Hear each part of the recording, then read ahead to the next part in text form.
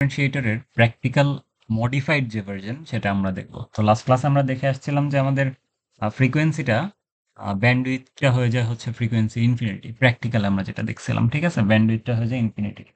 এখন আমরা infinity bandwidth নিয়ে কাজ করতে চাই না, আমরা জিনিসটাকে লিমিটেড করতে চাই। বুঝতে পারছি?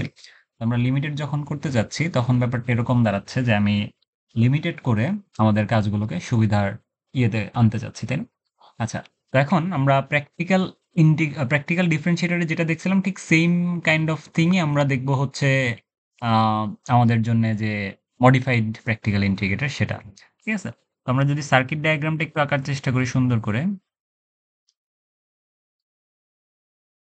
তো সার্কিট ডায়াগ্রামটা হচ্ছে এরকম যে, ঠিক আছে, তো এরকম একটা সার্কিট ডায়াগ্রাম হয়।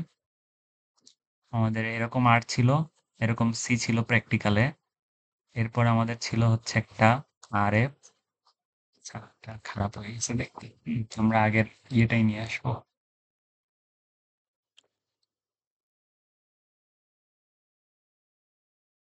আমরা উপর থেকে নিয়ে আসি আমাদের প্র্যাকটিক্যালটা।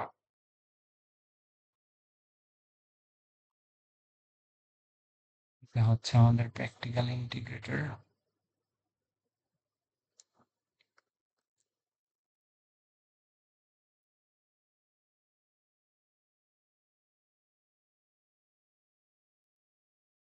আমরা যেটা করি প্র্যাকটিক্যাল ইন্টিগ্রেটরটাকে নিয়ে আসি, আমরা মডিফাই করবো প্র্যাকটিক্যাল ইন্টিগ্রেটরটাকে, ঠিক আছে?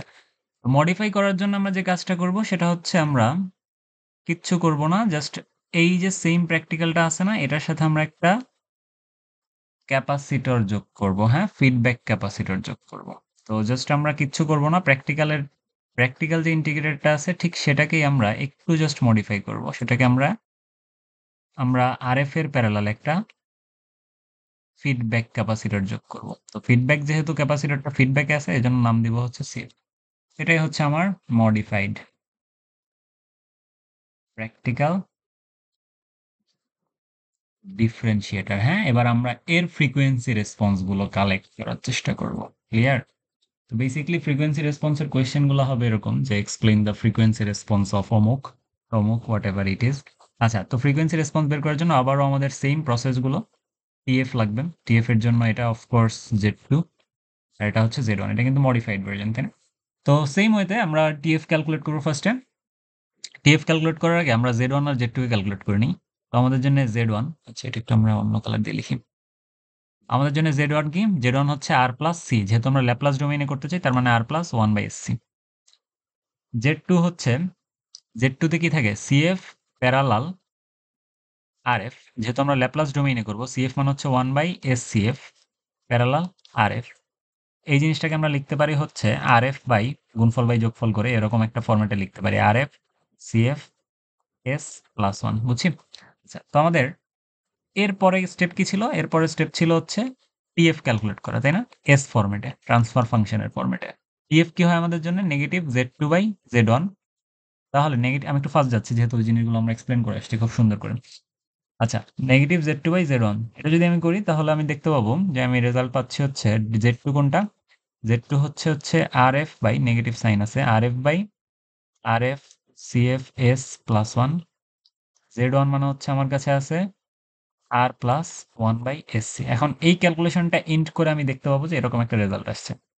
নেগেটিভ তো আছেই, R F S C divided by R F CF S plus one R S C plus one. হ্যাঁ, এই জিনিসটাকে আমরা একটু সুন্দর করে ক্যালকুলেট করে নিব নিজেদের মতো করে, ঠিক আছে? আশা করি আমরা পারবো, এটা না পারার কিছুই নেই, জাস্ট সিম্পল ক্যালকুলেশন। এখন তো টিএফএস যখন আমরা পেয়ে গেছি, আমরা কি কাজ করতে পারি নেক্সটে? আমাদের পোল জিরো প্লট ছিল না টিএফএস বের করার পরে? একটু একটু সাইড একে,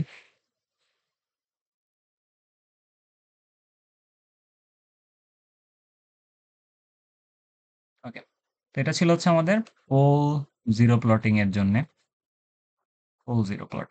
ওকে, তো এখন আমরা পোল জিরো প্লটের জন্য টিএফএস যেটা ছিল সেটাকে আমরা সিলেক্ট করতাম, তাই না? তারপর সেখানে অ্যানালাইজ করতাম। আমি দেখতে পাচ্ছি এখানে একটা জিরো আছে, তাই না? উপরের পোর্শনটাকে আমরা জিরো বলতাম না? 0 বলতাম, আর নিচের পুরো পোরশনটাকে আমরা বলতাম হচ্ছে পোল। তো দেখতে পাচ্ছি 0 তে একটা s এর টার্ম আছে, পোলে 2টা s এর টার্ম আছে, তাই না? 2টা s এর টার্ম আছে না পোলের মধ্যে, রাইট? ওকে। তো আমার এই সিস্টেমটাতে 2টা পোলের টার্ম আছে, তাই না? আচ্ছা, তার মানে এখানে আমরা কি 2টা পোল পাবো এবং একটা 0 পাবো, right? Here we got 2 poles. কি হবে? কারণ 2টা s এর টার্ম আছে। তাহলে আমরা পোল বের করার জন্য 2টাকে ইন্ডিভিজুয়ালি 0 লিখতে পারি। যেহেতু আমরা পোল বের করার জন্য আমরা লিখি 0, আর আরেকটা কি RSC প্লাস 1 ইকুয়াল টু 0। এইখান থেকে আমরা s এর ভ্যালু পাই হচ্ছে -1/RF/CF, আর এখান থেকে আমরা s এর ভ্যালু পাই হচ্ছে 1 বাই নেগেটিভ আছে আর সি। তো আমরা 2টা পোল বেসিক্যালি পাচ্ছি, 2টাই কি নেগেটিভ সাইডে পাচ্ছি না? 2টাই নেগেটিভ সাইডে পাচ্ছি। তো ধরলাম এটা একটা পোল, নেগেটিভ RF/CF S একটা পোল, আর একটা পোল আছে হচ্ছে এখানে -1/RC।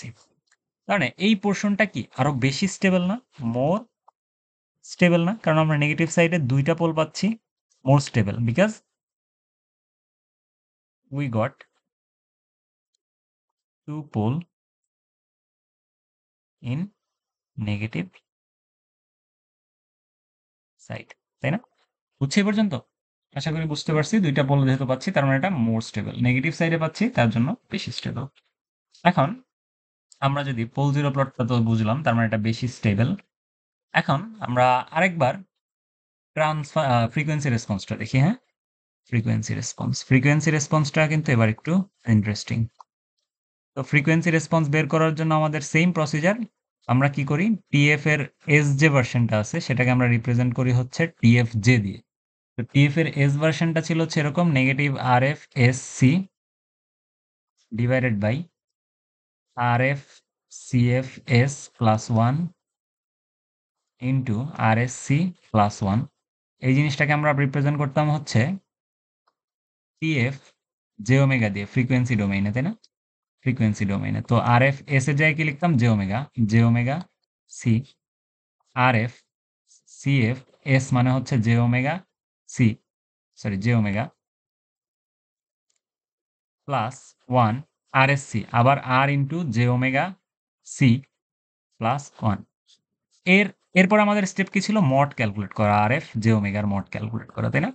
মড ক্যালকুলেট করলে আমরা যেটা দেখবো সেটা হচ্ছে মডটা আসতেছে হচ্ছে কিরকম আসবে? মডটা বেসিক্যালি কিরকম আসবে? হুম, মডটা আসবে কিরকম? মড করা দেখতেছি করা নাই। যাই হোক, মড ক্যালকুলেশন করি আমরা, যেহেতু করা নাই। Root over RF square omega square C square, তাই না? তারপর এখানে মড কি আসবে? RF square plus CF square, CF plus দিছি কেন? RF square CF square omega square plus 1, আর এখান থেকে আরেকটা আসবে হচ্ছে কেন দিলাম, আরেকটা আসবে হচ্ছে R square omega square C square plus 1। Mod calculation করলে করে নিব, ক্যালকুলেশনগুলো সিম্পল ক্যালকুলেশন, আর কিছু না। তো এরকম কাজটা যখন আমি করব তখন আমাদের তো মড ভেজের ভ্যালুটা ক্যালকুলেট হয়ে গেল, ট্রান্সফার ফাংশনের মড ভ্যালু ক্যালকুলেট হয়ে গেছে। তো এবার আমরা ফ্রিকোয়েন্সি রেসপন্স দেখব। ওমেগার রেঞ্জ হচ্ছে কি বলেন? 0 থেকে ইনফিনিটি, তাই না? ইনফিনিটি। তো যখন ওমেগা ইকুয়ালস টু 0 তখন আমার টিএফ এর ভ্যালু কত?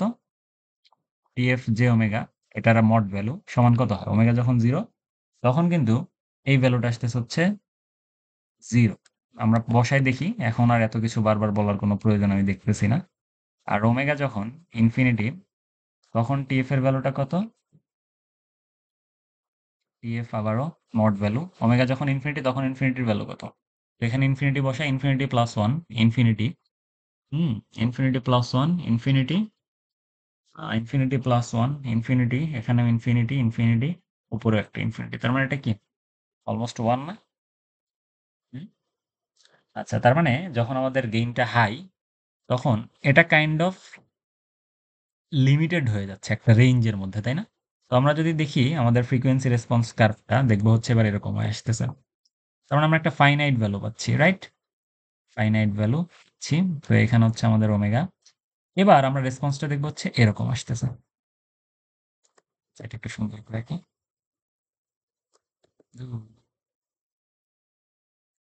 আজও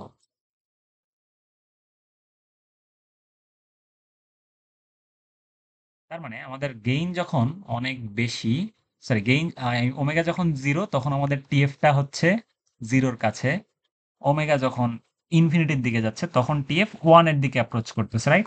ধরলাম জিরোর দিকে অ্যাপ্রোচ করতেছে, যেহেতু ওয়ানের দিকে অ্যাপ্রোচ করতেছে আমরা অ্যাপ্রক্সিমেটলি ধরলাম জিরোর দিকে অ্যাপ্রোচ করতেছে।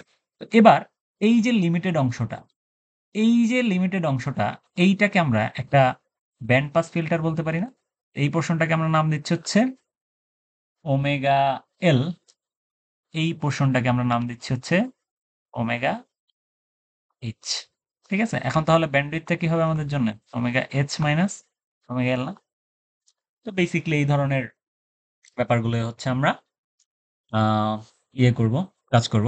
তবে মজার জিনিস হচ্ছে এই পোর্শনটা আমাদের যে মডিফাইড, এই পোর্শনটা আমাদের খুব একটা ইম্পর্টেন্ট না, বা এই পোর্শনটা আমরা খুব বেশি ইম্পর্টেন্স দিয়ে শিখবো না। আমরা জাস্ট আমাদের জানার জন্য দেখলাম, অনলি ফর নোয়িং পারপাস। খুব বেশি সিরিয়াসলি এই লেকচারটা দেখতে হবে না, বিকজ এটা একটু বেশি প্যাচালো হয়ে গেছে আপনাদের জন্য। আমি I understand, because I was also student of this lecture. ঠিক আছে, অনলি ফর নোয়িং পারপাস। আমার এই লেকচারটা পুরোপুরি প্রয়োজন নাই, খুব বেশি প্যারা নেওয়ার কিছু নেই। ঠিক আছে, আমি আশা করি বুঝতে পারতেছি আমরা। তো আমরা যদি ফ্রিকোয়েন্সি গুলা দেখি, একটা ফ্রিকোয়েন্সি হচ্ছে এখানে এফ ওয়ান ধরলাম, করেসপন্ডিং এটা এফ টু ধরলাম। আমাদের জন্য এফ ওয়ান হচ্ছে 1/2 পাই আর সি আসে, এফ টু হচ্ছে 1/2 পাই আর এফ সি এফ আসে। ঠিক আছে, এগুলো কোত্থেকে আসে সেগুলো আমরা না জানলেও চলবে আপাতত, বিকজ আমাদের কোর্সের অংশ এটা না। আমরা যখন ফিল্টার পড়বো তখন জানবো, when study filter, when filter starts, তখন আমরা এগুলো দেখবো, প্যারা নেই। ঠিক আছে, প্রবলি প্রুফ দেখবো না, আমাদেরকে প্রুফ দেখানো হয়নি তেমন একটা। বুঝছি এই পর্যন্ত? আচ্ছা, এই লেকচারটা খুব বেশি প্যারা নেওয়ার কিছু নেই, এই ধরনের লেকচার আমাদের লাগবে না, সমস্যা নেই। ঠিক আছে।